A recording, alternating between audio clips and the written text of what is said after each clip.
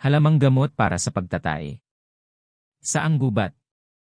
Tinatawag ding kalabonog, maramara, semente at buyo-buyo. Ang saang gubat ay isang halamang gamot sa Pilipinas na maaaring gamitin upang gamutin ang pagtatay o LBM, loose bowel movement. Para gamutin ang LBM gamit ang saang gubat, pakuluan ang tuyo o sariwang dahon sa 2 basong tubig sa loob ng 15 minuto. Hayaang lumamig, pagkatapos ay pilitin at hatiin sa 4 na bahagi. Uminom ng 1 bahagi tuwing 2 oras, hanggang sa maging solid ang dumi. Lagundi. Habang ang mga dahon ng lagundi ay kilala na nagpapagaan ng mga sintomas ng ubo, ang mga bulaklak ng halaman ay maaari ring magkaroon ng mahalagang papel sa pagpapagaan ng mga sintomas ng pagtatae. Para magamit ang lagundi para pigilan ang pagdumi, kunin ang katas ng mga bulaklak ng lagundi at kunin ang mga katas hanggang sa mawala ang iyong mga sintomas ng pagtatae. Niyog-niyogan.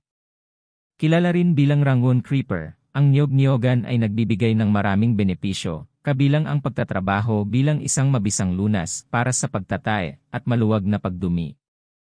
Upang magamit ang halamang gamot sa Pilipinas, anihin ang mga hinog na bunga nito at inihaw ang mga ito.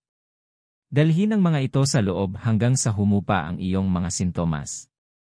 Ang halaman na ito ay maaari ring tumulong sa pagpapaalis ng mga parasito at bulit sa bituka. Kumuha ng mga tuyong buto ng niyog-niyogan at kumuha ng 4 hanggang 7 buto ng pasalita. Sambong. Kung naghahanap ka ng natural at nakakakalmang lunas para sa pagtatae, ang sambong tea ay isang magandang pagpipilian. Ginagamit upang matulungan ang pagdami ng dumi at gamutin ang mga pulikat ng tiyan. Ang tsaan ng sambong ay maaaring ihanda sa pamamagitan ng pag-ipon ng sariwang dahon ng sambong at pagtimpla ng mga ito sa mainit na tubig sa loob ng 10 minuto. Uminom ng hanggang 4 na baso ng sambong tea sa isang araw at hintayin ang iyong mga sintomas na maibsan.